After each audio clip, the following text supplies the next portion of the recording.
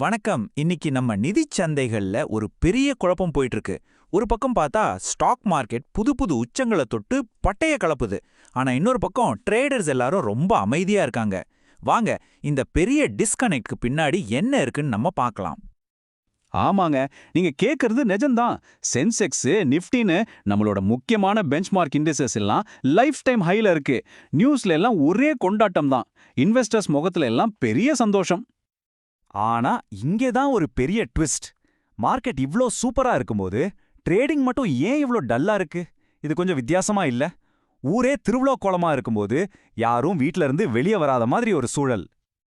இந்த வித்தியாசத்தோட ஆழத்தை புரிஞ்சுக்க இந்த ரெண்டையும் பாருங்களேன், உங்களுக்கே புரியும். ஒரு பக்கம் மார்க்கெட் இண்டெக்ஸ் ராக்கெட் வேகத்துல மேல போகுது. இன்னொரு பக்கம் ட்ரேடிங் ஆக்டிவிட்டி அடேங்கப்பா கடந்த 2 வருஷத்துல இல்லாத அளவுக்கு கீழே போயிருக்கு. ஏன் இந்த பயங்கரமான கேப்? சரி, முதல்ல இந்த ட்ரேடிங் மந்த நிலையோட அளவை நம்பர்ஸ் வச்சு பாத்திரலாம். இந்த எண்கள் என்ன சொல்லுதுன்னு பாப்போமா? இங்க பாருங்க, ஜூன் மாசத்துல ஒரு நாளைக்கு சராசரியா 1.13 லட்சம் கோடி ரூபாய்க்கு மேல ட்ரேடிங் நடந்திருக்கு. ஆனா அதுவே கொஞ்சம் கொஞ்சமா குறைஞ்சு நவம்பர்ல 1.04 லட்சம் கோடியா ஆகி டிசம்பர்ல பாருங்க டிராஸ்டிக்கா 90,000 கோடிக்கு கீழே வந்திருக்கு. இது ஏதோ சின்ன சரிவு இல்ல, ரொம்பவே முக்கியமான ஒரு சரிவு. 90,076 கோடி ரூபாய். இதுதான் டிசம்பர் மாசத்தோட ஒரு நாள் சராசரி வர்த்தகம். கிட்டத்தட்ட 2 வருஷத்துல இதுதான் லோயஸ்ட் பாயிண்ட். யோசிச்சு பாருங்க, மார்க்கெட் புது புது ரெக்கார்டுகளை பிரேக் பண்ணும்போது வர்த்தகத்தோட அளவு மட்டும் இவ்ளோ சரிஞ்சிருக்கு. இந்த சராசரி தினசரி வர்த்தக மதிப்பு அப்படிங்கிறது ஏன் இவ்ளோ முக்கியம்?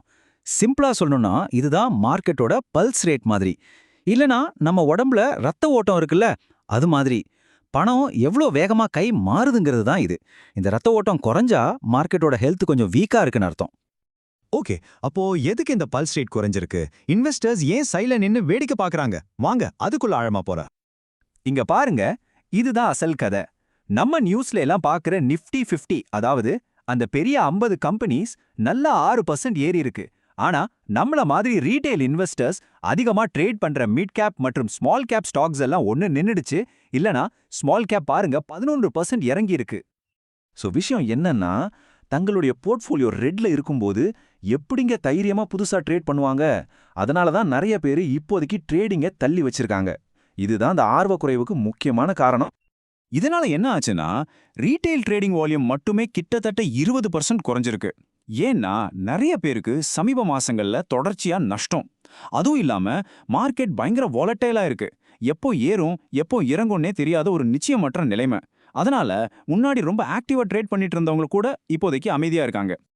சரி, அப்போ மக்கள் ட்ரேட் பண்ணலன்னா அவங்க பணத்தை என்னதான் பண்றாங்க? அவங்களோட ஸ்ட்ராட்டஜி எப்படி மாறி இருக்கு? அதையும் பாத்துரலாம். மொத விஷயம், அவங்க செகண்டரி மார்க்கெட்ல, அதாவது ஏற்கனவே லிஸ்ட் ஆன ஸ்டாக்ஸை வாங்கி விற்கிறத விட பிரைமரி மார்க்கெட் பக்கம் திரும்பி இருக்காங்க. அதாவது புதுசா வர்ற ஐபிஓக்கள் மேல அவங்களுக்கு ஆர்வம் அதிகமா இருக்கு.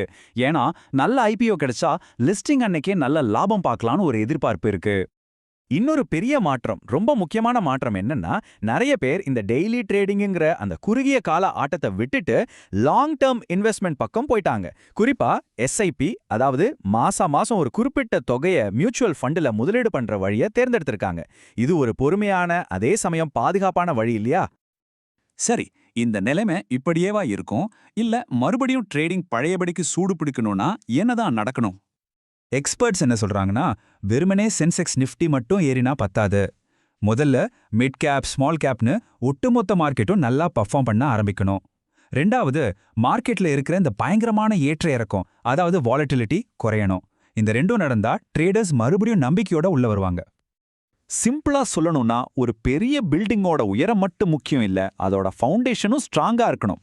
அதே மாதிரி தான் மார்க்கெட்டோட இண்டெக்ஸ் நம்பர் மட்டும் முக்கியம் இல்ல, அதுல எல்லாரோட பங்கேற்பும் ஒரு ஸ்திரத்தன்மையும் இருந்தாதான் அது ஒரு ஹெல்த்தியான மார்க்கெட்னு சொல்ல முடியும். சோ கடைசியா உங்ககிட்ட ஒரு கேள்வி. இப்போ மார்க்கெட்ல நாம பார்க்குற இந்த அமைதி ஒரு விதமான பயத்தினால வந்ததா, இல்ல இன்வெஸ்டர்ஸ் இப்போ ஷார்ட் டேர்ம் லாபத்தை விட்டுட்டு ரொம்ப பொறுமையா நீண்ட கால முதலீட்டை நோக்கி நகர்ற ஒரு நல்ல அறிகுறியா? இத பத்தி நீங்க என்ன நினைக்கிறீங்க? வாங்க இத பத்தி யோசிப்போம்.